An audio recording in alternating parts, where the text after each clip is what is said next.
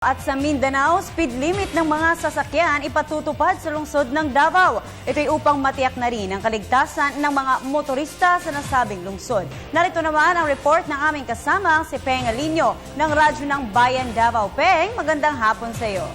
Magandang hapon sa iyo, Princess. Pinirmahan ni Davao City Mayor Rodrigo Duterte ang isang executive order na magpapatupad sa mga motorista na sundin ang 20, 40, 60 km per hour o kph speed limit sa mga kalsada ng lungsod.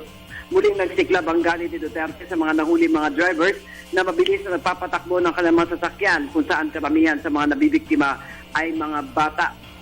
Nasa Republic Act 4136 ang speed limit na 20 kph para sa mga kotse at motorsiklo. Ganon din sa mga trucks at bus, lalo na sa mga populated roads. At ang speed limit na 30 kph sa syudad na may traffic light. Dapat anya igalang ng mga residente ng Davao ang speed limit sa 20 kph sa downtown area, 40 kph sa papasok sa downtown area, at 60 kph sa National Highway.